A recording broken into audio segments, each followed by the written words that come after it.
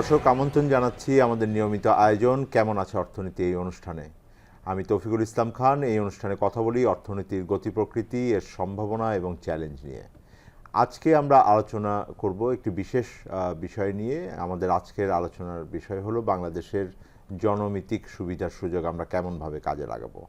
আমাদের আজকের আলোচনায় অংশগ্রহণ করতে দুজন অতিথি আমাদের সাথে আছেন।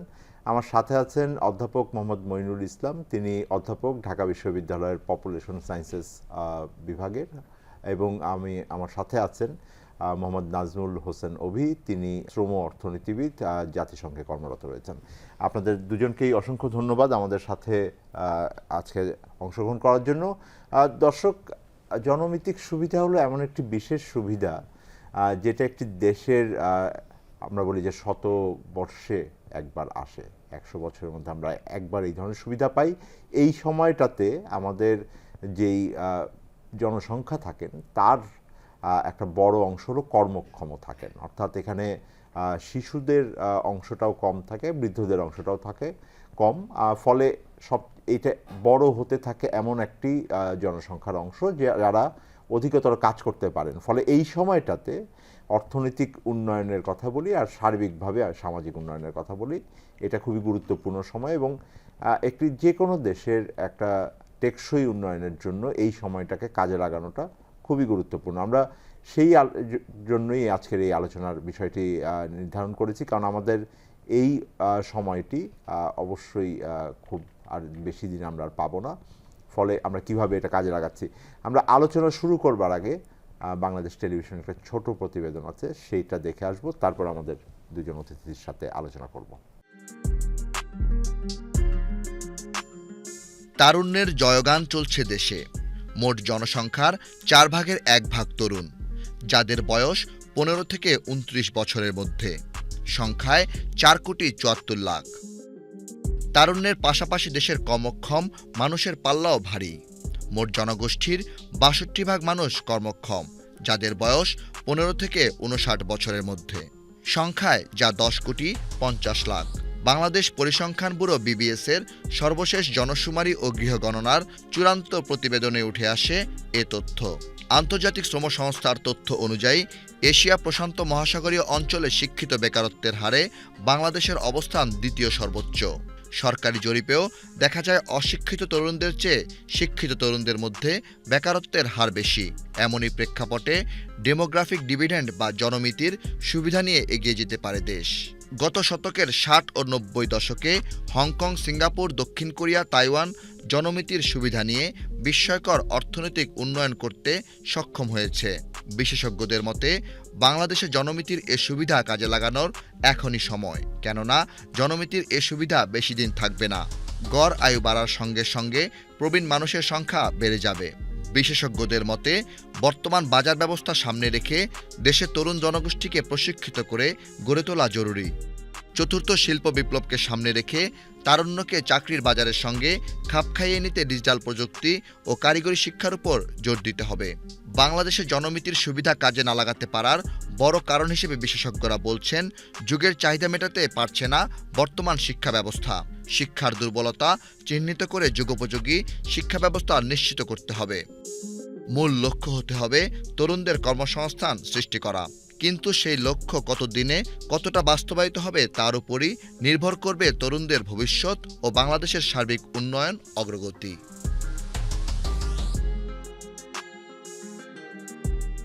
জন্য আমরা আলোচনা শুরু করছি। আমরা অধ্যাপক মোহাম্মদ মঈনুল ইসলাম, আপনাকে দিয়ে আলোচনা শুরু করি। এই যে জনমিতিক সুবিধার কথাটা আমরা বলি, once in a lifetime, জীবনে একবার নাকি এই ধরনের সুযোগ আসে একটা দেশের। আমরা তো বেশ অনেক দিন ধরে এটার কথা শুনছি, অন্তত প্রায় 2 দশক হবে যে এই ধরনের বিষয়টাকে আমরা সামনে এনেছি আমাদের নীতির ক্ষেত্রে, আলোচনার ক্ষেত্রে। আমাদের যারা বিভিন্ন ধরনের উন্নয়নের বিষয়ে চিন্তা করেন, দাতা সংস্থাগুলো, তারা আলোচনা করছেন। কতখানি আমরা এটাকে কাজে লাগাতে পেরেছি যেটা আমাদের সামনের দিনের উন্নয়নকে টেকসই করবে? As a demographic point of view থেকে আমি এটাকে ডেমোগ্রাফিক ডিভিডেন্ড, ইংরেজি শব্দ যেটাকে আমরা বলছি, এটার কিন্তু দুটো পার্ট আছে। অনেক ক্ষেত্রে আমাদের নীতি নির্ধারকরাও বিষয়টা সঠিকভাবে রিয়েলাইজ করেন না। সেটা হচ্ছে যে একটি হচ্ছে প্রথম জনমিতিক লভ্যাংশ বা সুবিধা, আর আরেকটি হচ্ছে দ্বিতীয় জনমিতিক লভ্যাংশ বা সুবিধা। এখন প্রথম যেটি আছে এটি সুযোগ ঘটে প্রতিটা দেশের জন্যই এই সুযোগটা তৈরি হতে পারে, কিন্তু তার কতগুলো পূর্বশর্ত আছে।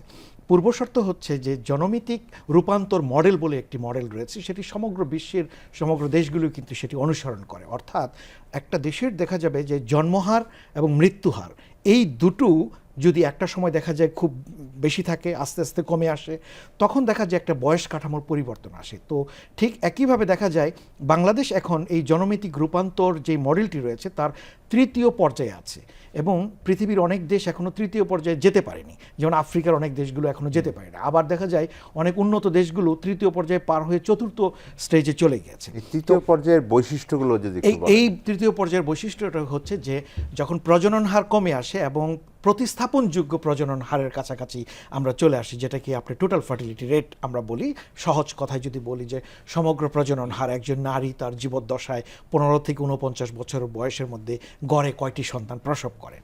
তো ওইটি একটি জায়গা। তো একটি জায়গা হচ্ছে দেখা যায় যে আমাদের যখন স্বাধীনতার সময় আমাদের গড়ে একজন মা প্রায় 6.4টা করে সন্তান দিতেন, এখন কিন্তু 2.3টির মতো দিচ্ছেন। কাজে একটা বড় পরিবর্তন ঘটলো। এই পরিবর্তনের পিছনে গুরুত্বপূর্ণ কারণ হচ্ছে শিশু মৃত্যুহার কমেছে, মাতৃমৃত্যুহার কমেছে, ওই দিক থেকে আবার প্রজনন হারও কমেছে। এইটি কমার কারণে এখন দেখা যাচ্ছে যেটি আপনি শুরুতে বলছিলেন যে কর্মক্ষম যেই জনগোষ্ঠী, যাদেরকে আমরা 15 থেকে 64 বছর বলি, যদিও বাংলাদেশের ক্ষেত্রে 15 থেকে 59ও বলে, কিন্তু বহির্বিশ্বে 15 থেকে 64 বছর, এরা হচ্ছে কর্মক্ষম জনগোষ্ঠী। এই প্রপোর্শনটি আনুপাতিক হারে যদি লক্ষ্য করি তাহলে বর্তমানে বাংলাদেশে 65.5% মতো আছে, যেটি দক্ষিণ এশিয়ার মধ্যে এখন ভারত এবং আমাদের বাংলাদেশের সর্বোচ্চ পরিমাণে রয়েছে। এখন এই কর্মক্ষম মানুষদেরকে যদি আমি যথাযথভাবে যদি প্রশিক্ষিত, সুশিক্ষিত বা সুস্বাস্থ্যবান করতে পারি বা সুনীতি প্রণয়ন করতে পারি, তাহলে কিন্তু আপনার এর বেনিফিটটি নিয়ে বিদ্যমান অর্থনৈতিক যে প্রবৃদ্ধি আছে সেটিকে বাড়ানো সম্ভব। এই বাড়ানোর ব্যাপারটি হচ্ছে জনমিতিক লভ্যাংশের জায়গা। কিন্তু পাশাপাশি খেয়াল করার বিষয়, একদিকে প্রজনন হার কমছে, আবার দেখা যাচ্ছে বয়স্ক মানুষের সংখ্যাও বাড়ছে। কাজেই বয়স্ক মানুষদেরকেও কিভাবে পরবর্তীতে ব্যবহার করে জনমিতিক সুবিধা নেওয়া যায়, সেটি হচ্ছে দ্বিতীয় জনমিতিক লভ্যাংশের জায়গা। এখন বাংলাদেশ যে অবস্থানে আছে, এই অবস্থানে দেখা যাচ্ছে আমরা প্রথম জনমিতিক সুবিধা নেওয়ার যে সুযোগটি, সেটি দেখা যাচ্ছে আমাদের যে বিদ্যমান নির্ভরশীলতার যে হার, তার যে হিসাবটা আমি যদি করি তাহলে আমরা দেখতে পাচ্ছি যে 2035 থেকে 36 সাল পর্যন্ত বাংলাদেশের এই কর্মক্ষম জনগোষ্ঠীর আনুপাতিক হারটা অনুকূলে থাকবে। তার মানে আর প্রায় এক দশকের মতো। এখন যে প্রশ্নটি আপনি বলেছেন, আমরা কিন্তু সঠিক সময়ে এটি আইডেন্টিফাই বা চিহ্নিত করতে পারি। আমাদের নীতি নির্ধারকরা যারা ছিলেন, যেমন ধরেন বাংলাদেশের নীতি কৌশলের মধ্যে সর্বপ্রথম 2007ম পঞ্চবার্ষিক পরিকল্পনায় প্রথম শব্দটাকে তারা নীতি পরিকল্পনায় নিয়ে আসলেও সেটা 15 থেকে 59 বছরকে বিবেচনায় নিয়ে করেছিল। তারপর দেখা গেল 8ম পঞ্চবার্ষিক পরিকল্পনায় যখন আমরা বললাম যে না, এটাকে আসলে আরও একটু পরিমিত হওয়া দরকার বহির্বিশ্বের সাথে, তখন 8ম পঞ্চবার্ষিক পরিকল্পনায় বিষয়টি আসলো। এখন আসার ফলে যেটি হচ্ছে যে প্রথম জনমিতিক লভ্যাংশ অর্জন করার জন্য আমাদের একটা সুযোগ তৈরি হয়েছে। এই সুযোগটিকে আমি কিভাবে কাজে লাগাবো, অর্থাৎ আমি বলবো যে এটাকে অনেকে ইংরেজিতে বলে যে ক্যাপিটালাইজ করা, ক্রিয়েট হয়েছে অপরচুনিটি, কিন্তু এটাকে কীভাবে ক্যাপিটালাইজ করা যায় এবং একে আরও কীভাবে প্রলঙ্গিং করা যায়, সেটি নিয়ে আমাদের কর্মকৌশল নিয়ে আমাদের একটা ঘাটতি আছে। প্রলম্বিত করার অংশটি তো আমরা পরে যাই। রাইট। আমরা যদি বলি যে কতখানি কাজে লাগাতে পেরেছি, সেই জায়গাতে যদি আমরা দেখি যে আমরা কিন্তু একটা সুবিধার মধ্যে রয়েছি, মানে আমরা বলবো যে একটা অনুকূল সুবিধার মধ্যে রয়েছে। কারণ এই সুবিধা থাকলেও যে যতটুকু আমাদের যে আপনার সুবিধা নেওয়ার কথা, সেটি কিন্তু আমরা তার থেকে নিতে পারছি না। কেন পারছি না, সেটির কারণ হচ্ছে আমাদের কিন্তু ইয়থ আনএমপ্লয়মেন্ট রেট অনেক বেশি, এবং লেবার ফোর্স পার্টিসিপেশন, যেটা আপনি অর্থনীতি শ্রমবাজারের যে নারীদের অংশগ্রহণের হার কিন্তু অনেক কম। আপনি যদি লক্ষ্য করেন যে এখানে বিনিয়োগের যে ব্যাপারটি রয়েছে সেটিও মানে আশানুপাতে সেখানে নাই। তৃতীয়ত হচ্ছে যে পরিমাণে আমার জনসংখ্যা মানে বৃদ্ধির সাথে সাথে যে শ্রমবাজারে যে প্রতি বছর যে মানুষগুলো প্রবেশ করছে, সে পরিমাণে তো আমি জব তৈরি করতে পারছি না। এখন জব যদি তৈরি করতে না পারি তাহলে কি হবে, এক ধরনের মানে অসমতা তৈরি হবে। পাশাপাশি দেখা যাবে যেইভাবে সুবিধাটা আমার নেওয়ার কথা সেটা নিতে পারছি না। পাশাপাশি আরেকটা চ্যালেঞ্জ রয়েছে, আমাদের শ্রমবাজারের চরিত্রটা কিন্তু অন্যের মতো না, আমাদের কিন্তু অপ্রাতিষ্ঠানিক শ্রমবাজার। কাজী এই সার্বিক প্রেক্ষাপট চিন্তা করে যে আপনার দরকার হচ্ছে হিউম্যান রিসোর্স বেস তৈরি করা।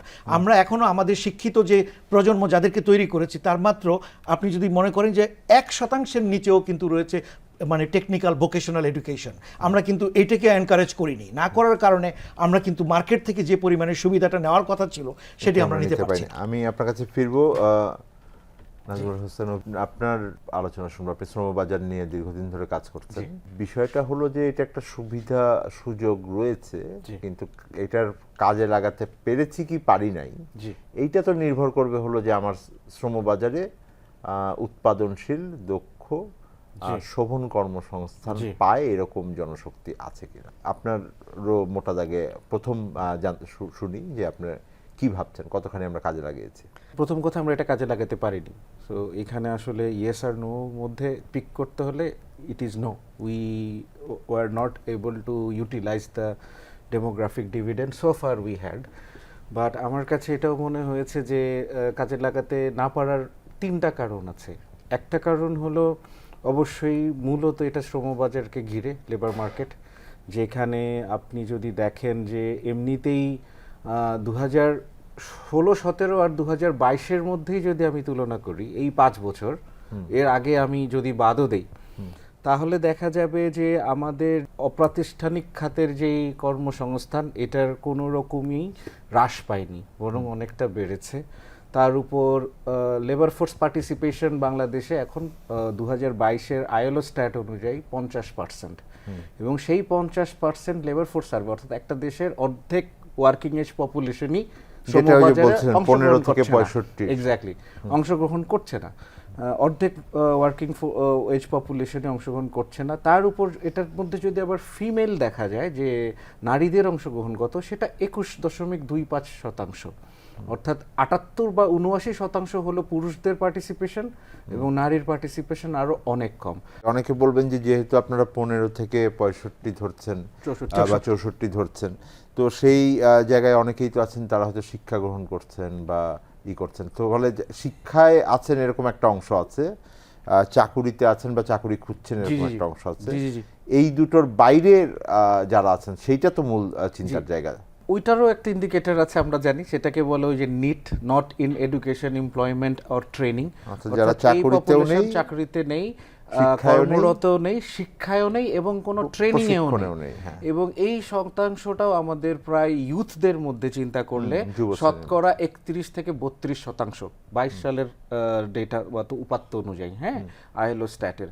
এবং সেই 31 থেকে 30% যারা কোনো কিছুতেই নেই, তাদের মধ্যে আবার নারীর শতাংশটা হচ্ছে 50-এর উপর, এবং পুরুষের সাথে তুলনা করলে একজন পুরুষ যেখানে কোনো কিছুতে নেই, তার অপোজিটে বিপরীতে 5 জন নারী কোনো কিছুতে নেই। সো নাম্বারটা এত আর কি ডিফারেন্ট, হ্যাঁ, এবং পার্থক্য। শুধু ওই শেষের একটা জিনিস বলবো, এটা হলো প্রথম কারণ যে শ্রমবাজারের অবস্থা এমন, হ্যাঁ। দ্বিতীয়ত হলো যে আমাদের যে ম্যাক্রো ইকোনমিক পলিসি, সেটা আসলে শ্রমবাজার থেকে খুব বিচ্ছিন্ন। কারণ ম্যাক্রো ইকোনমিক পলিসি, যে ইনভেস্টমেন্ট কেমন হবে একটা দেশের, যে ফরেন ডিরেক্ট ইনভেস্টমেন্ট কীরকম হলে কী পরিমাণ চাকরি তৈরি হবে, সেই চাকরি কী পরিমাণ লেবার ফোর্সকে অ্যাকোমোডেট করতে পারবে, এটার সাথে একটা বিচ্ছিন্নতা ছিল অনেক লম্বা সময় ধরে। এটা আলাদা আলাদা হয়েছে। সো যেই নিয়োজিত মন্ত্রণালয় বা যারাই এই পরিকল্পনাগুলো আমরা 15 বছর ধরে দেখেছি, যে পঞ্চবার্ষিকী পরিকল্পনা, এগুলো দিক নির্দেশনা ভালো থাকে, কিন্তু যখন এটা ইমপ্লিমেন্ট করা হয় তখন ওইখানে এই সামঞ্জস্যতা থাকে না। এটা দ্বিতীয় কারণ। এবং তৃতীয়, আমার কাছে মনে হয় যে দেশে অনেক দিন ধরে কথা হচ্ছে, 10-15 বছর ধরে অন্তত, যে একটা স্ট্রাকচারাল ট্রান্সফরমেশন হচ্ছে, অর্থাৎ অর্থনীতির একটা গতি প্রকৃতি রূপান্তর দিকে যাচ্ছি। কিন্তু সেই আমরা আরো বেশি ইন্ডাস্ট্রি, ম্যানুফ্যাকচারিং, আমরা বলি যে আধুনিক খাতগুলো অংশগ্রহণ বেশি, যেটা আমাদের মূলত অর্থনীতি প্রবৃদ্ধি করছে। কিন্তু আসলে কিন্তু পরিসংখ্যানুপাত্য কিন্তু সেরকম সাজেস্ট করে না শ্রমবাজারের চাকরির ক্ষেত্রে, শ্রমবাজারের ক্ষেত্রে, এবং ইয়াং পপুলেশনের পার্টিসিপেশনের ক্ষেত্রে শ্রমবাজারে। কারণ গত 5 বছরের তুলনা করলে দেখা যাবে যে যারা শ্রমবাজারে ইয়াং, তাদের বেশিরভাগ কর্মসংস্থান তৈরি হয়েছে ইনফর্মাল এগ্রিকালচার সেক্টরে, এবং ইন্ডাস্ট্রি আর সার্ভিস এবং ম্যানুফ্যাকচারিংয়ে প্রত্যেক জায়গায় 5 বছরে 10 পার্সেন্টেজ পয়েন্ট করে ইউথ এমপ্লয়মেন্ট কমেছে। এরা আসলে মূলত গেছেন হলো কৃষি ইনফরমাল এবং অপ্রাতিষ্ঠানিক অপ্রাতিষ্ঠানিক এই খাতে। ধরনের চাকরিগুলো যেগুলোতে শোভন কর্মসংস্থানের অভাব রয়েছে, ঠিকমতো মজুরি নেই, লেবার রাইটস এবং ডিসেন্ট ওয়ার্কিং কন্ডিশনগুলোরও সমস্যা আছে। তো ওই জায়গায় ঝুঁকিপূর্ণ অবস্থায় চলে গেছে। এর মধ্যে যারা ইউথ অর্থাৎ যুব সম্প্রদায়, তারা যে শ্রম বাজারে আছে, কর্মরত যারা আছে, তাদের 61% অর্থাৎ 61%ই হলো সেলফ এমপ্লয়েড, অর্থাৎ আত্মকর্মসংস্থান ভিত্তিক নিজেরা employment কোনো না আছে। কোনোভাবে নিজেরা একটা কোনো না করছে, কোনোভাবে টিকে আছে বা সার্ভাইভ না করছে। হয়তো কোনো আমার মনে হয় যে কর্মসংস্থানের ক্ষেত্রে অনেকেই হয়তো আছে ভালো আছেন, যেমন না, না, পেশাজীবী যারা আছেন অবশ্যই। আছেন, কিন্তু একটা বড় অংশই হলো যারা আসলে সেই অর্থে আয়টা অতখানি বেশি না। আপনার কাছে ফেরত আসবো অধ্যাপক মনিরুল ইসলাম। দর্শক, আমরা একটা ছোট বিরতিতে যাচ্ছি। আমরা আলোচনা করছিলাম যে আমাদের যেই অর্থনীতির ভেতরে এবং দেশের ভেতরে একটা সুবিধা আমরা পাওয়ার কথা, জনভিত্তিক সুবিধা আমাদের দেশের জনসংখ্যার কাঠামোর দিক থেকে, সেইটা আমরা কতখানি পাচ্ছি বা এটা পেতে গেলে আমাদের কি করতে হবে সামনের দিনে। আমরা একটা বিরতিতে যাব, আমাদের সাথে থাকবেন।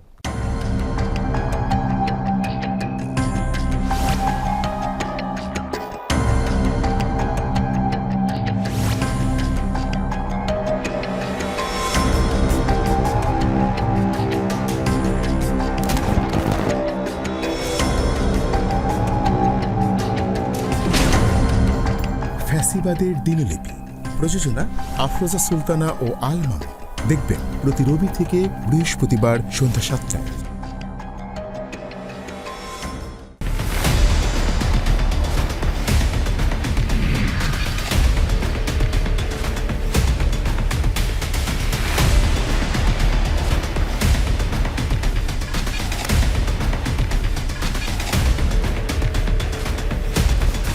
নিপীড়নের গল্প, প্রযোজনা মোহাম্মদ হাসান রিয়াদ ও গোলাম মোর্শেদ। দেখবেন প্রতি শুক্র ও শনিবার সন্ধ্যা 7টায়। দর্শক, আবার আমন্ত্রণ জানাচ্ছি আমাদের নিয়মিত আয়োজন কেমন আছে অর্থনীতি এই অনুষ্ঠানে। প্রফেসর মনিরুল ইসলাম, আমরা আলোচনা করছিলাম যে গুণগত মানটা কেমন যে শ্রমবাজারে আসে। একটা খুব বড় অভিযোগ আমরা শুনি চাকরিদাতাদের কাছ থেকেও, যে আমরা খুব ভালো কোয়ালিটির লোক তো পাই না। আবার আমরা এটা কিছুটা টের পাই হলো যে যখন আমরা দেখি যে আমাদের দেশের ভিতর নাকি বিদেশ থেকে অনেকেই অবৈধভাবে কাজ করছেন। এই অভিযোগটা প্রায়ই আসে, যদিও খুব কংক্রিট এটার ডেটা নেই। আপনি কিভাবে দেখেন যে আমাদের এই জনমিতিক সুবিধার ক্ষেত্রে কোয়ালিটি অফ ইউথ পিপল এইটা কেমন আপনি দেখেন? এখন আমাদের বাংলাদেশের যে সর্বশেষ জনশুমারি যদি বলেন, এটা নিয়েও যদিও আমার ক্রিটিক্যাল অবজারভেশন রয়েছে, কিন্তু তারপরও দেখছি যে প্রায় 31% মানুষ কিন্তু যাদের বয়স হচ্ছে 18 থেকে 35 বছর, যারা বাংলাদেশের জাতীয় যুবনীতি যান। আর যদি ওই আইএলও বা আন্তর্জাতিকভাবে যদি আমরা যাই, তাহলে দেখা যাবে যে 15 থেকে 24 বছর যদি যান, প্রতি 5 জনে একজন কিন্তু এই যুব ক্যাটাগরিতে রয়েছে। এখন এই যে একটা বড় নাম্বার, মানে একটা বড় সংখ্যা, বড় সম্ভাবনা, বড় অপরচুনিটি, আমি বলবো আবার চ্যালেঞ্জও হয় এই জায়গায়। তো ওই জায়গায় আমি সবচেয়ে বড় ক্রিটিক্যাল প্রবলেমটাই দেখছি যে গুণগত জায়গায়। অনেক ক্ষেত্রে ধরেন আমি যেহেতু শিক্ষা প্রতিষ্ঠানের সাথে যুক্ত রয়েছি, আমরা যে গ্র্যাজুয়েটগুলো তৈরি করছি, সেই গ্র্যাজুয়েটসগুলো মার্কেটের সাথে বা শ্রম বাজারের যে চাহিদার সাথে আমরা তৈরি করছি কিনা, যে সাবজেক্টগুলো আমরা ইউনিভার্সিটিতে অফার করছি, যেই গ্র্যাজুয়েটগুলো তৈরি করছি, তাদের জব মার্কেটে এনরোলমেন্টের জায়গাটা কতটুকু অ্যাসেস করা হচ্ছে, তাদের চাহিদার ভিত্তিতে তৈরি হচ্ছে কিনা। কারণ গুণগত শব্দটাকে যখন বলেন, কোয়ালিটি এডুকেশন অত্যন্ত গুরুত্বপূর্ণ। এবং কোয়ালিটি এডুকেশনকে কীভাবে আমি ডিফাইন করব, তার কতগুলো মানদণ্ড আছে। সেই মানদণ্ডগুলোকে যদি খেয়াল করেন, কোয়ালিটি টিচার্স দরকার, ঠিক আছে, পাশাপাশি ডিসক্রিমিনেশন থাকবে না, তার কম্পিটেন্সি থাকবে, ওই ধরনের অনেক ইন্ডিকেটর নিয়ে আমরা বলি। কিন্তু মোটা দাগে যখন দেখি যে জব মার্কেটে সে যখন যায়, তার মধ্যে এক ধরনের আমাদের যে হিউম্যান রিসোর্স বেস যেটা রয়েছে, এর মধ্যেও যদি আপনি সর্বসাকুল্যে যদি লক্ষ্য করেন, কত পার্সেন্ট মানুষ প্রাইমারি এডুকেশনে পেয়েছে, কত পার্সেন্ট মানুষ সেকেন্ডারি এডুকেশন পেয়েছে, এই সংখ্যাগুলো যদি লক্ষ্য করেন, এবং কত পার্সেন্ট মানুষ আপনার উচ্চশিক্ষা গ্র্যাজুয়েট রয়েছে, আমরা দেখতে পাচ্ছি যে এসএসসি পাস যারা, এদের সংখ্যাটাই হচ্ছে সবচেয়ে মেজর আমাদের জনসংখ্যার মধ্যে। তো এবং এই জায়গাটায় আপনি যদি আপনি ইন্ডাস্ট্রিয়ালাইজ শিল্পায়িত সমাজের কথা বলছেন, আমরা আর্টিফিশিয়াল ইন্টেলিজেন্সের দিকে যা ভবিষ্যতে যাচ্ছি, তথ্য প্রযুক্তি এখানে খুব গুরুত্বপূর্ণ বিষয় হয়ে যাচ্ছে। তো আমার শ্রমবাজারের যে মানুষগুলো যাদেরকে তৈরি করছি, তারা এই শিল্পায়িত বাজারের জন্য কতটুকু তৈরি, যেটা হয়তো বলছেন যে ইনফর্মাল সেক্টরটা আমাদের এখানে অত্যন্ত ডমিনেন্ট। এবং এই ডমিনেন্ট থাকা হলেও আমি প্রযুক্তির সাথে আমার মনে হয় যে এক ধরনের খাপ খাওয়ানোর যে জায়গাটা ওইটা একটা ঘাটতি আছে। কারিকুলাম যেগুলো আমরা তৈরি করছি সেখানেও এক ধরনের ঘাটতি রয়েছে। মার্কেটের যে ইন্ডাস্ট্রির সাথে যে কোলাবোরেশনের জায়গা, ইন্ডাস্ট্রি একাডেমিয়া যখন কোলাবোরেশনের জায়গা, সেখানে কিন্তু নিড বেইজ জায়গাটা আমি দেখি না। এইখানে একটা বড় মৌলিক বৈষম্যের জায়গা রয়েছে। সেটা হলো আমার যেই দরিদ্র একটা পরিবার থেকে হয়তো একজন স্কুলে যাচ্ছেন বা সে হয়তো কলেজেও যাচ্ছেন সেই অর্থে, কিন্তু তার যেই শিক্ষার গুণগত মান তার সাথে একজন ধনী ব্যক্তি বা একটা উচ্চ মধ্যবিত্তের শহরে থাকা মানুষের যেই সন্তানরা স্কুলে যান, এই স্কুলগুলো বা শিক্ষা গ্রহণের ক্ষেত্রে বড় পার্থক্য। ফলে তারা এই নতুন প্রযুক্তি, নতুন চিন্তার সাথে একাত্ম হয়ে এইখানে কাজের সুযোগ খুঁজে পাওয়ার কতখানি আসলে তাদের সুযোগ রয়েছে? ওইটা তো অবশ্যই একটা একটা বড় ধরনের ব্যবধান রয়েছে এবং চ্যালেঞ্জ রয়েছে। এবং এই খাপ খাওয়ানো থাকা যে প্রশ্নটা আপনি বললেন যে কতটুকু আসলে সে অ্যাডাপ্ট করতে পারছে, তার সক্ষমতার জায়গাটা কতটুকু রয়েছে, সেই সক্ষমতার জায়গাটা তো পারিবারিক লেভেল থেকে আসবে, আর পাশাপাশি ইনস্টিটিউশনাল সাপোর্টের কথাও যদি বলেন, সে প্রতিষ্ঠানও কতটুকু সাপোর্ট দিতে পারছে, সেখানেও কিন্তু একটা প্রশ্ন থাকবে। তো আমি কিন্তু আসলে খুব আমি অ্যাম্বিশিয়াস কোনো কথা বলছি না। আপনি দেখেন আমাদের শ্রমবাজারের কথা যেহেতু বলছিলেন, যে দেখেন যে এই যে ফিমেল লেবার ফোর্স পার্টিসিপেশনের হারটা যে অনেক কম, তো বাংলাদেশের কতগুলো স্ট্রাকচারাল কাঠামোগত কিন্তু প্রতিবন্ধকতা আছে। এই প্রতিবন্ধের মধ্যে একটা প্রতিবন্ধকতা হচ্ছে যেমন ধরেন যে বাল্য বিয়ে হচ্ছে, এর জন্য সে কিন্তু আমরা কিন্তু প্রাইমারিতে এনরোলমেন্ট দেখাচ্ছে 100% হয়ে যাচ্ছে, খুব ভালো, কিন্তু যখন সেকেন্ডারিতে গেল এবং তারপর টার্সিয়ারিতে যখন যাবে ওই জায়গায় কিন্তু তার ড্রপ আউট রেটটা কিন্তু অনেক বেশি।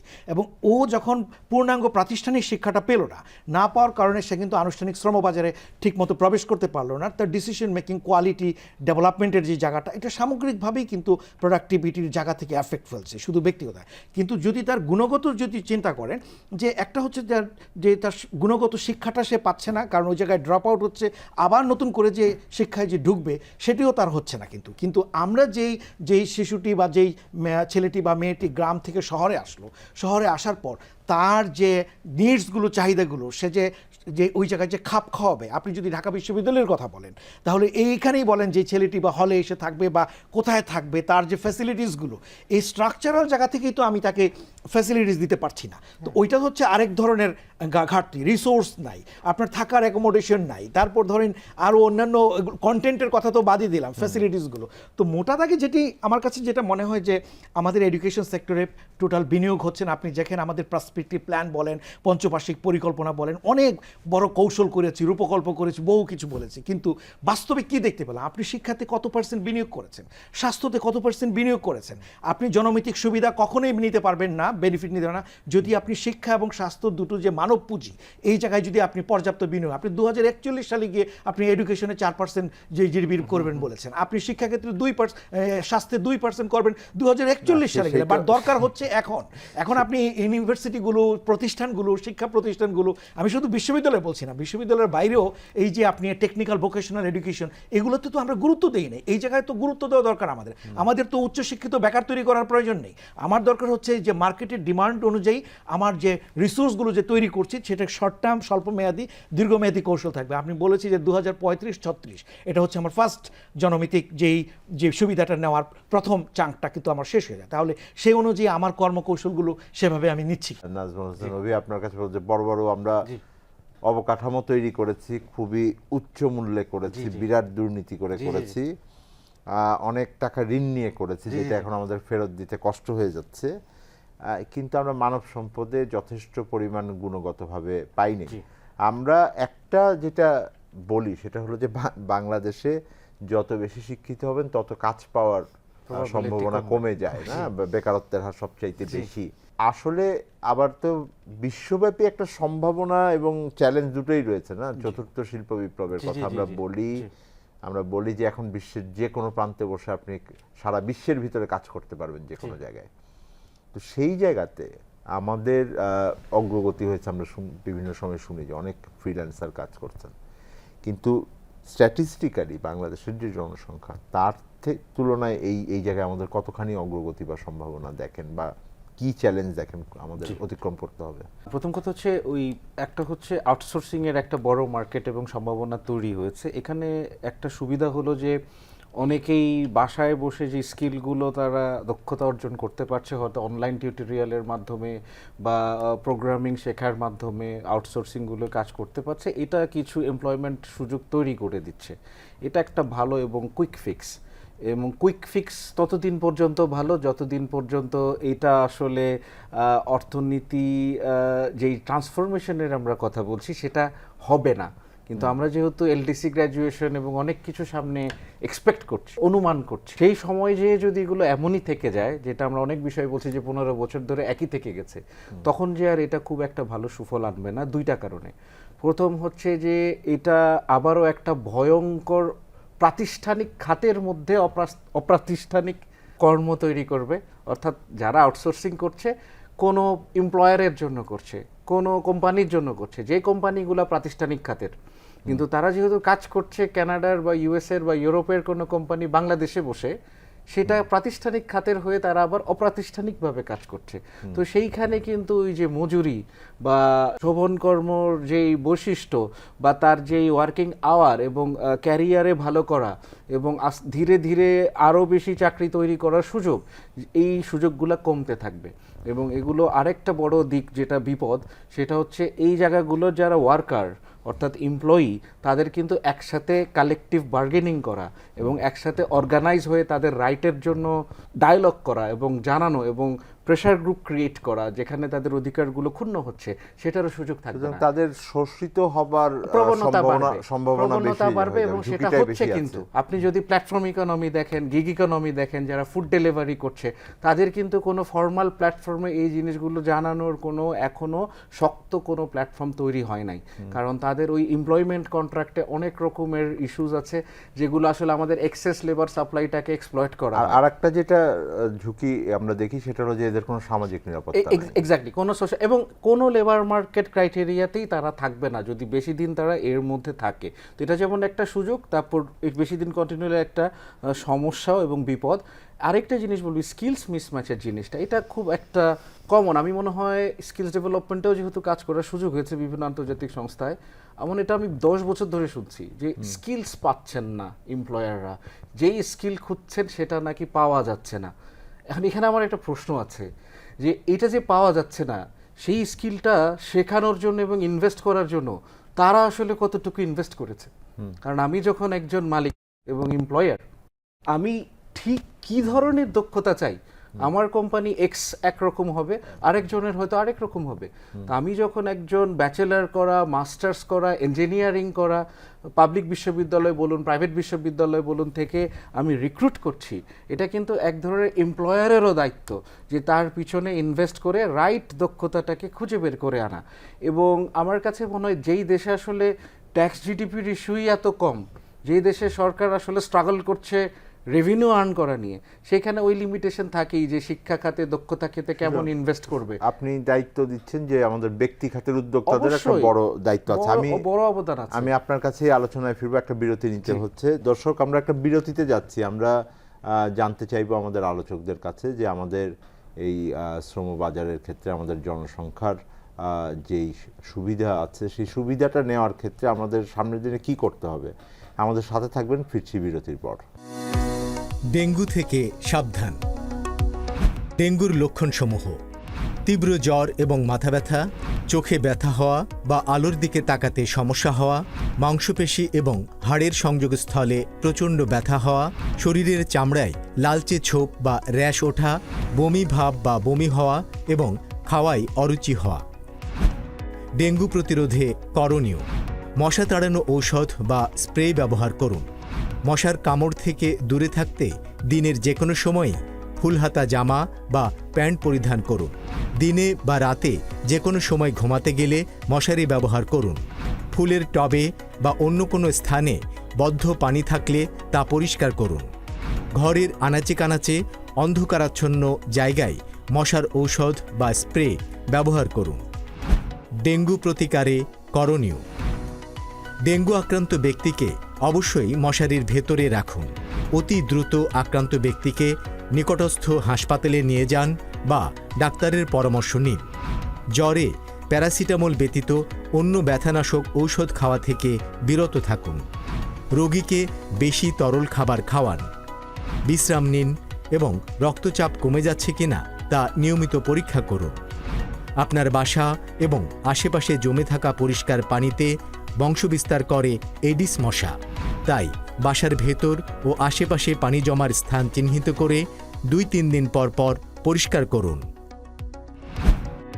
সচেতন হন, সুস্থ থাকুন।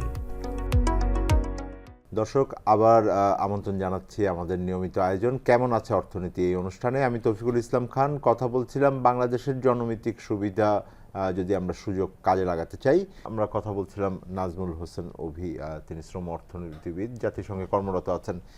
অনুষ্ঠানের শেষ অংশে আছি, আপনাদের দুজনের কাছেই প্রশ্ন রাখবো যে কি করতে হবে। খুব মানে এখন তো অনেক ধরনের সংস্কারের আলোচনা হচ্ছে, এখন আমরা অনেক আলোচনা করছি যে আমরা কোন জায়গাটাতে বিনিয়োগ করব, কি ধরনের পরিবর্তন দেশের ভিতরে দেখতে চাই। নাজমুল হোসেন অভি, আপনাকে দিয়ে শুরু করছি। আপনি যদি 3টি পরামর্শ দিতে চান অন্তর্বর্তীকালীন সরকারের জন্য, যে জায়গাটাতে তারা নজর দিবেন, কারণ যেই বিষয়ে আলোচনা করছি এটা খুব ওই স্বল্প মেয়াদী ইকোনমিক ম্যানেজমেন্টের ইস্যু না, এটা নীতিগত ইস্যু, কাঠামোগত ইস্যু, এবং অন্তর্বর্তীকালীন যে সরকার এখন রয়েছেন তাদের একটা চিন্তা ওনারা বলেছেন যে কিছু এই মধ্যমেয়াদী সংস্কারের চিন্তা তারা রেখে যেতে চান, যেটা তারা এবং তাদের পরে যে নির্বাচিত সরকার আসবে তারা যেন সেটাকে ব্যবহার করতে পারেন। আপনার 3টি পরামর্শ। আমার 3টা পরামর্শের মধ্যে প্রথম পরামর্শটা হবে যে একটা, এই যারা আমাদের শ্রমবাজারে ঢুকছে, যারা ইয়াং এবং ঢোকার চেষ্টা করছে, তাদের একটা বেশ বড় ইন্টিগ্রেটেড ডেটাবেস থাকতে হবে, এবং যে ডেটাবেসটা থেকে আমি বুঝতে পারবো যে দেশের কোন অঞ্চল কোথা থেকে কতজন গ্র্যাজুয়েট কি কি বিষয়ে আসলে পাশ করছে এবং কি কি ধরনের চাকরির সুযোগ তাদের সামনে আছে, এবং সেইখানে সেই চাকরিগুলো এমপ্লয়ারদের থেকেও কানেক্ট করার একটা সুযোগ থাকতে হবে। আপনি কি এইটা বলছেন যে আগে একটা ধরনের কনসেপ্ট ছিল অনেক দেশে যে এমপ্লয়মেন্ট এক্সচেঞ্জ, এটা হলো এমপ্লয়মেন্ট সার্ভিস, এটা পাবলিক এমপ্লয়মেন্ট সার্ভিস হিসেবেও হতে পারে যেটা সরকারি পক্ষ থেকে হয়, এবং অনেক জায়গায় এটা এমপ্লয়মেন্ট সাপোর্ট সার্ভিস হিসেবে হয়, প্রাইভেট সেক্টর থেকেও, প্রাইভেট সেক্টরে ওখানে যেতে পারে, যেখানে আমাদের এই ডেটাবেসগুলোর ম্যাচ মেকিং হবে। যখন আমি জানবো যে আমার কারা পাস করছে আগামী 2 বছর, এবং যখন যারা পাস করছে তারাও জানবে যে আগামী 2 বছর কোথায় কোথায় কি কি চাকরি আছে, এই ইনফরমেশনগুলো খুবই আইসোলেটেড ভাবে আছে এখন। এগুলো এক জায়গায় যদি সরকারি উদ্যোগ থেকে আনা যায়, তাহলে এই ইনফরমেশন যে অ্যাসিমেট্রিটা এবং ইনফরমেশনের যে গ্যাপ, যেটা হয়তো যারা শহরে থাকে তারা বেশি পায়, যারা শহরের বাইরে থাকে তারা কম পায়, এই গ্যাপটা কমে আসবে, তখন সহজ হবে। দ্বিতীয়ত সাজেশন হবে, রেকমেন্ডেশন, আমাদের যেই ন্যাশনাল এমপ্লয়মেন্ট পলিসি নিয়ে একটা কাজ হয়েছে 2022 সালে, এবং সেই ন্যাশনাল এমপ্লয়মেন্ট পলিসিটা খুবই সাপ্লাই সাইড ড্রিভেন, যেখানে দক্ষতা, টেকনিক্যাল, ভোকেশনাল এসব বলা হয়েছে, কিন্তু ডিমান্ড সাইডটাকে খুব গুরুত্ব দিতে হবে সামনে। অর্থাৎ চাকরি কিভাবে তৈরি হবে, investment, private sector investment, macro economic condition, in fact central ব্যাংকের ন্যায় নীতি কিভাবে শ্রমবাজারকে এফেক্ট করে, এই লিঙ্কেজগুলো তৈরি করার একটা সুযোগ আছে ভালো এখন, যাতে করে যেই এমপ্লয়মেন্ট ডিরেক্টরেট নিয়ে কথা হচ্ছে শ্রম মন্ত্রণালয় বা এমপ্লয়মেন্ট পলিসি ইমপ্লিমেন্টেশন করার কথা হচ্ছে, সেগুলো সবাই একসাথে কোঅর্ডিনেট করে করতে পারে। ইন্টারমিনিস্ট্রিয়াল কোঅর্ডিনেশনটা দরকার, কথা বলতে হবে, যোগাযোগটা খুব গুরুত্বপূর্ণ। এবং তৃতীয়ত আমার মনে হচ্ছে যে এডুকেশনের বিষয়টায় আমার মনে হচ্ছে it's has been a long time আমরা ওই প্রাইমারি শিক্ষা এবং সাক্ষরতার হার নিয়ে খুব গর্ববোধ করছি, যেটা ভালো, কিন্তু এখন সময় এসেছে বিশ্ববিদ্যালয় এবং টারশিয়ারি শিক্ষা ব্যবস্থাকে সব থেকে বেশি গুরুত্ব দেওয়া, শ্রমবাজার দেশের এবং দেশের বাইরে দক্ষ শ্রমিক পাঠানোর জন্য। অধ্যাপক মনিরুল ইসলাম, একই রকমভাবে আপনাকে জিজ্ঞেস করবো যে কি পরামর্শ দিবেন। আমাদের অনেকগুলো কমিশন কাজ করছে, আমার মনে হয় যে উনি যেই পরামর্শ দিয়েছেন তার কয়েকটি হয়তো শ্রম সংশ্লিষ্ট কমিশন, শিক্ষা কমিশন বিভিন্ন জায়গায় হয়তো কাজে দিবে। আপনার পরামর্শ? বর্তমান যে অন্তর্বর্তীকালীন সরকার, এই সরকার কতদিন থাকবে তার উপর ভিত্তি করে কিন্তু কর্মকৌশল নির্ধারণ করার ব্যাপার রয়েছে, কারণ ওনারা তারা যদি পুরোটা না করেন, আমি ধরে নিচ্ছি যে সামনের সরকার করবে। হ্যাঁ, সামনের সরকার, হ্যাঁ, ওইটা চিন্তা করতে হবে এমনভাবে যে সবার পার্টিসিপেশনটা নিয়ে যাতে এই সিদ্ধান্তগুলো প্রণয়নে যায়। এখন আমি প্রথম জায়গায় বলবো, দেখেন, যেহেতু এটা একটা টাইম এর সাথে সেন্সিটিভ একটা ফেনোমেনা, যে আমরা বলছি একটা সম্ভাবনা, অপরচুনিটি, জনমিতিক সুবিধা নেওয়া, তাহলে ওই যে সময়কালটা লক্ষ্য রেখে আমাকে এটা একটা টপ পলিটিক্যাল প্রায়োরিটি এজেন্ডা দিতে হবে সমস্ত পলিসি মেকিংয়ের জায়গায়। যেমন ধরেন, এর সাথে কী কী পলিসি যুক্ত। সহজ কথা হচ্ছে, একটা হচ্ছে জনসংখ্যার নীতি, একটি হচ্ছে স্বাস্থ্যনীতি, একটি হচ্ছে শিক্ষানীতি, আর একটি হচ্ছে লেবার নীতি। এই নীতিগুলোর সাথে ইন্টিগ্রেট করতে হবে। আপনি দেখেন জনসংখ্যা নীতি 2012 পরে কোনোভাবে আপডেট হয় না, এবং যে মানদণ্ড ছিল এগুলো একদম ব্যাকডেটেড হয়ে গেছে, এবং বিগত 13 বছরে একটা সভাও অনুষ্ঠিত হয়নি এর ওই ন্যাশনাল পপুলেশন কাউন্সিলের জন্য। সো তার মানে সুশাসনের একটা স্পষ্ট ঘাটতি কিন্তু ওই জায়গায় রয়েছে, এবং ডেমোগ্রাফিক নীতিগত নজরদারিটাই ওখানে ছিল না একদম। তার মানে আমরা এইটাকে গুরুত্বই দেইনি। তার মানে যেটি হচ্ছে, তাহলে আমার প্রথম জায়গাটি হবে, এবং দেখেন এই নীতিগুলো হয়েছে সব এমডিজির ফ্রেমওয়ার্কে। যখন 2015 পরে এসডিজিতে চলে আসলাম, তো এই এসডিজি শোভন কাজের কথা বলেন, যে ডিসেন্ট ওয়ার্ক, এগুলো তো ডিভিডেন্ডের সাথে সম্পর্কিত। তাও এখন ওই এসডিজির ফ্রেমওয়ার্ক আর 6 বছর আছে ধরেন, এখন এই নীতিগুলোকে কিন্তু এর সাথে লিঙ্ক করতে হবে, কিন্তু খেয়াল রাখতে হবে জনসংখ্যার প্রপোর্শনগুলো, কারণ আমাদের বয়স্ক জনগোষ্ঠীও কিন্তু বাড়ছে, এবং একটা পর্যায়ে কিন্তু আমাদের এই অনুকূল পরিবেশ থাকবে না। সো আমাদের এখন পরিকল্পনাগুলো এমনভাবে নিতে হবে, বা এই অন্তর্বর্তীকালীন সরকার এক ধরনের দিক নির্দেশনামূলক ডিরেকশন রেখে যেতে হবে ভবিষ্যতে যারা সরকারে আসবেন, যাতে তারা এই নির্দেশনাগুলো ফলো করে। তাহলে পলিসির জায়গা থেকে আমার কাছে মনে হয়েছে যে একটা টপ প্রায়োরিটি দেওয়া দরকার, এবং ওই প্রায়োরিটির মধ্যে ইয়ত যেই গ্রুপটি রয়েছে একে সুনির্দিষ্টভাবে প্রিসাইজ করতে হবে। কারণ আমরা এক এক স্টাডিতে এক এক রকমভাবে বলি, আপনি লেবার ফোর্সে 15 থেকে 29 ধরেন, ইউএন আইএলওতে বলে 15 থেকে 24 বলি, আবার সরকার বলে 18 থেকে 35। এগুলো নিয়ে আমাদের মধ্যে একটা ইউনিফর্মিটি। সো ইয়ত একটা অত্যন্ত গুরুত্বপূর্ণ জায়গা, এবং এই বর্তমান সরকার দাঁড়িয়ে আছে আসলে ইয়তদের আন্দোলনের কারণেই এখানে দাঁড়িয়ে আছে। সো এই ইয়তের জায়গাটা আমার মনে হয় যে অত্যন্ত গুরুত্বপূর্ণ জায়গায় সেগমেন্ট অফ পপুলেশনকে বিবেচনায় নিতে হবে। এবং এইটা নিয়ে যেটা আমি বলবো, যে আমার হাতে কিন্তু আরেকটা জিনিস খেয়াল করতে হবে, যে এই যে সুবিধা পাওয়ার যে সুযোগটা তৈরি হয়েছে, এর পিছনে কিন্তু ওই যে প্রজনন হারের একটা ব্যাপার আছে, ওইটা কিন্তু ধরে রাখতে হবে। আপনি যদি ওইটা যদি রিপ্লেসমেন্ট লেভেলের নিচে নেমে যায়, বা ধরেন আরও যদি বেড়ে যায়, ওইটা কিন্তু আমার জন্য চ্যালেঞ্জ তৈরি করবে ভবিষ্যতে। সো একদিকে পপুলেশন এইজিং হবে, আমাদের বয়স্ক মানুষের সংখ্যা বাড়বে, আবার আস্তে আস্তে দেখা যায় যে ওয়ার্কিং এজ পপুলেশন আস্তে আস্তে প্রপোর্শনেটলি কমতে থাকবে। তাহলে এখন এই জায়গায় আমার যেটা মনে হচ্ছে, যে আমার যে ক্যাপিটালাইজ করব, এই ক্যাপিটালাইজেশনের জায়গা থেকে, যেটা আপনি বলছিলেন যে পূর্ব ইউরোপের যে দেশগুলো বা পূর্ব এশিয়ার দেশগুলো, আমি বলবো যে তারা সাকসেসফুলি কিন্তু এই জননৈতিক সুবিধাটা নিতে পেরেছে। তার কয়েকটা মৌলিক কারণ যদি আমি ক্যাটাগরিক্যালি যদি বলি, তাহলে আমার মনে হয় যে সাজেশন দিতে সুবিধা হবে। এবং সেই জায়গায় আমরা দেখতে পেয়েছি যে তারা যে এমপ্লয়মেন্টের যে জায়গাটা, সেখানে দেখছে যে কোয়ালিটি হিউম্যান রিসোর্স বেস তৈরি করেছে প্রথম জায়গায়। দ্বিতীয়ত কাজটি করেছে তারা হাই রেটস অফ সেভিংস এবং ইনভেস্টমেন্ট আনতে পেরেছে। তৃতীয়ত করেছে সাকসেসফুল এমপ্লয়মেন্ট গ্রোথ রেট, অর্থাৎ এই যে প্রতি বছর ঢুকছে এটা মেনটেন করেছে। ইকোনমিকে উন্মুক্ত করেছে এবং ফেভারেবল ইনভেস্টমেন্ট এনেছে, যেটা অভিও বলছিলেন। আরেকটা জায়গা হচ্ছে তারা কিন্তু কোয়ালিটি পাবলিক ইনস্টিটিউশনস তৈরি করেছে। আমাদের যে ইনস্টিটিউশনসগুলো আছে এগুলো কিন্তু কোয়ালিটি, ওই গুণগত আপনি যদি বলেন তাহলে ওই ইন্ডিকেটর ধরে আলোচনা করতে হবে। মোটা দাগে আমি বলবো শিক্ষাও এর মধ্যে একটা গুরুত্বপূর্ণ ইনস্টিটিউশন এই জায়গায় লাগবে। এবং থার্ডলি লাস্টলি যেটি আইন শৃঙ্খলা পরিস্থিতি থেকে শুরু করে গণতন্ত্র রাখতে হবে, সেটা রাখতে হবে। এবং লাস্টলি যেটা বলবো, যে ওই যে লেবার ফোর্সে শ্রমবাজারে নারীদের অংশগ্রহণের হার কিন্তু ইস্ট ইউরোপিয়ান কান্ট্রিগুলোতে বা ইস্ট এশিয়ার কান্ট্রিগুলো কিন্তু প্রচুর বাড়িয়েছে। এবং আমাদের জন্য সবচেয়ে বড় চ্যালেঞ্জ যদি বলেন, একটা চ্যালেঞ্জ বলে আমি শেষ করতে চাই, যে যেখানে আসলে সরকারের অত্যন্ত গুরুত্ব দিতে হবে, আমাদের এখন যেই মুহূর্তে কথা বলছি, এই মুহূর্তে 20 থেকে 24 বছর বয়স্ক নারী যার বিয়ে হয়েছে 18 বছরের আগে, তার মানে প্রতি 2 জনের 1 জনের কিন্তু এই সংখ্যাটা করছে। এই সংখ্যাটা অনেক বড় সংখ্যা, 50%। শুধু তাই না, আবার 15 থেকে এই 19 বছরের মধ্যে প্রতি 3 জনের 1 জন মা হয়ে যাচ্ছে। তাহলে এই জায়গাটাই যদি আমি হাত দিতে পারি, তাহলে বাল্য বিয়ে এবং কিশোরী মাতৃত্ব, এই দুটো জায়গায় যদি আমি যদি সরকারের নীতি কৌশল যাই বলি না কেন, প্রতিষ্ঠানগুলো যদি কাজ করে, আমাদের নীতি আছে কিন্তু সেগুলোর বাস্তবায়ন হচ্ছে না, গ্রাসরুটস লেভেলে সেটা হচ্ছে, তাহলে এই জায়গায় করতে পারলে কিন্তু অটোমেটিক্যালি কিন্তু সে শিক্ষার মধ্যে থাকতে পারবে, যেন শ্রমবাজারে আসতে পারবে, এবং সার্বিকভাবে তার ডিসিশন মেকিং ইকোনমিক জায়গায় অন্যান্য জায়গায় তার একটা প্রভাব পড়বে। সো আমি মনে করি এই মুহূর্তে আমাদের দরকার হচ্ছে আসলে ওই জায়গায় হাত দেওয়াটা। এবং তাহলে দেখা যাবে দক্ষিণ এশিয়ার মধ্যে এখন দেখেন অ্যাডোলেসেন্স ফার্টিলিটি রেট যেটা বলি, এটা বাংলাদেশই সবচেয়ে বেশি, বাল্য বিয়ের কথা বলি সবচেয়ে বেশি। তো শেষ করতে চাই যে মানব পুঁজি, হিউম্যান ক্যাপিটাল, যেটা আমি বলছি, শিক্ষা এবং স্বাস্থ্য সব জায়গায় অগ্রাধিকার দিতে হবে সবচেয়ে বেশি। এবং এটাকে যদি অগ্রাধিকার দিই, আমি মনে করি যে আগামীর বাংলাদেশ সম্ভাবনাময় বাংলাদেশ হবে। অনেক অনেক ধন্যবাদ আপনাদের দুজনকেই। আমাদেরকে আলোচনা শেষ করতে হচ্ছে।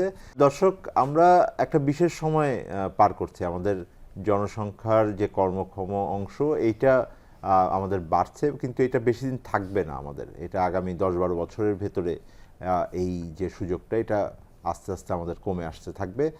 এবং সেইটাকে যদি বিবেচনা করি তাহলে আমাদের জন্য খুবই গুরুত্বপূর্ণ হলো যে আমাদের দেশের মানুষের উৎপাদনশীলতা, তাদের যে কর্মক্ষমতা, এইটাকে নজরে নেওয়া। এবং এইটা একটা বড় যুক্তি বাংলাদেশের জন্য এই কারণে, কারণ বাংলাদেশের সত্যিকার অর্থে সবচাইতে বড় সম্পদ সম্ভবত যে আমাদের মানব সম্পদ, কিন্তু এর গুণগত মানের ব্যাপারে আমাদের এখনও কনসার্ন রয়ে গেছে। আমাদের আলোচকরা যেটা তুলে এনেছেন সেটা হলো যে তাকে যদি আমরা সুযোগটাকে কাজে লাগাতে চাই তাহলে তো একটা বড় আমার মনে হয় যে এটার চিহ্ন হবে যে আমরা শ্রমবাজারে তাদের শোভন কর্মসংস্থান দিতে পারি কিনা, যার জন্য দরকার হলো যে আমাদের শিক্ষা এবং স্বাস্থ্য, কিন্তু একই সাথে আমাদের অন্যান্য যে অর্থনৈতিক নীতিগুলো আছে, বিনিয়োগ থেকে শুরু করে আমার সুশাসনের, সেই জায়গাতেও গুরুত্বপূর্ণ আমাদের নজর দরকার হবে। দর্শক, আপনাদেরকে অনেক ধন্যবাদ আমাদের সাথে আলোচনায় থাকার জন্য। আমরা আবার আলোচনায় ফিরব আরেকদিন, তখন আমরা জানতে চাইব কেমন আছে অর্থনীতি।